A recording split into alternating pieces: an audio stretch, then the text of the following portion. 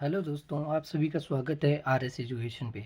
आज हम बात करेंगे चतुर्थ श्रेणी कर्मचारी के अंदर आपको किस प्रकार से डॉक्यूमेंट को तैयार करना है। तो देखिए दोस्तों, ये मेरे दो के सेट हैं। जैसे मैंने 2 सेट बना लिए हैं। अब इनके बारे में एक सेट के बारे में चर्चा करते हैं कि उसमें क्या-क्या लगेगा। तो ये देखो, आपकी चेकलिस्ट का प्रपत्र निकलेगा, प्रोफार्मा। तो इसमें देखो, चेकलिस्ट यहाँ से हमारा शुरू होता है डॉक्यूमेंट वेरिफिकेशन का काम। तो यहाँ पे आप विस्तृत आवेदन से यानी स्क्रूटनी फॉर्म है आपका, तो हाँ करना है यहाँ पे। और जो संलग्न संख्या है वो आपको लिखनी है, 1, 2 जितने भी पेज नंबर होते हैं वो टोटल पेज नंबर यहाँ पे लिखने हैं। जारी तिथि तो यहाँ पे ये खाली कॉलम छोड़ देना। जब आप डीवी करवाने जाओ तो वहाँ पे देख के बढ़ना या पूछ के बढ़ना। फिर अंक तालिका, जो भी आपकी अंक तालिका वो आपका सेट लगेगा बढ़ते क्रम में, जैसे 10वीं, फिर 12वीं, फिर ग्रेजुएशन, इस प्रकार से आपको लगानी है। और फिर यहाँ पे 10वीं की जो डेट है जारी करने की, वो जारी करने की डेट डाल देना और यहाँ पे हाँ का चिन्ह आ जाएगा।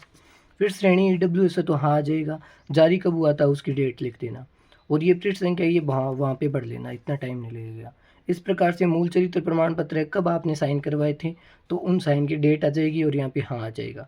और जो आपका हायर क्वालिफिकेशन का चरित्र प्रमाण पत्र है वो भी इनके साथ आपको लगा देना है। वचन पत्र यहाँ पे आ जाएगा, जो डेट आपको डाली है वो यहाँ पे आ जाएगी। तो यहाँ पे डेट और जो आपका डॉक्यूमेंट है वो यहाँ पे दस्तावेज आ जाएगा, यहाँ पे हाँ या ना में आंसर आ जाएगा। जैसे मान लो हम बात करते हैं विवाह प्रमाण पत्र, हमारे जो विवाह नहीं हुआ है तो उसके लिए ना आएगा, यहाँ पे क्या आएगा, ना। ठीक है, तो यहाँ पे ये ब्लैंक हो जाएगा खाली। तो इस प्रकार से आपको ये भरना है। फिर यहाँ पे आपके हस्ताक्षर हो जाएंगे। ठीक है, और यहाँ पे जो संलग्न संख्या करते हो आप, जैसे बीएससी है, 12वीं है, तो वहाँ पे पेज संख्या यहाँ पे नोट में डाल देना आप संकेत बना के, तो वो अगला देख लेगा। फिर बात करते हैं, देखो 2 नंबर स्क्रूटनी फॉर्म आ गया। तो स्क्रूटनी फॉर्म में देखो ये सारी आपकी डिटेल आ जाएगी और इसमें ही क्या है, सारा कुछ यहाँ पे आपको देखने को मिलेगा। तो आपका जो प्रमाण पत्र, जो अटेस्टेशन फॉर्म है, वो भी इसके साथ में निकल के आएगा, क्योंकि आपने स्कैन करके लगवाया था। तो वो यहाँ पे आ जाएगा। देखो यहाँ पे आपकी फ़ोटो आएगी, ऊपर साइन आ जाएगा। फिर यहाँ पे देखो प्रिंसिपल जो भी हैं उनके नाम, और यहाँ पे पेलेस नाम आ जाएगा। यहाँ पे आपको खुद का नाम भरना है।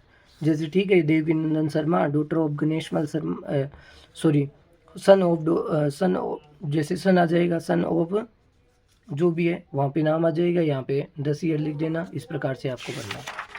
तो अटेस्टेशन फॉर्म आ गया। फिर 2 नंबर पे आपका क्या आएगा, एडमिट कार्ड, सॉरी जो आपने फॉर्म भरवाया था एप्लीकेशन फॉर्म, वो आ जाएगा। फिर आपका एडमिट कार्ड आ जाएगा। फिर आपका अटेस्टेशन फॉर्म साथ ले जाना है, अगर मांगे तो वहाँ पे दे देना। तो 2 नंबर पे फिर क्वालिफिकेशन आ गई। तो मैंने देखो किस क्रम में ऑर्डर किया है, वैसे ही आपको करना है। जैसे देखो ये 10वीं की, फिर ये 12वीं की, फिर ये ग्रेजुएशन, और फिर ये आपकी जो डिग्री है वो आ जाएगी। फिर आपका मूल निवास आएगा। मूल निवास के बाद में आपका ईडब्ल्यूएस आएगा, जो पहले का बनाया हुआ है वो करना है आपको। फिर आपकी जाति आ जाएगी। जाति जो पहले जो आपने फॉर्म भरवाया था उससे पहले की जाति आपको लगानी है, और नई जाति है तो साथ लेके जाना है। अगर नहीं है तो आप अभी एफिडेविट बना लीजिए।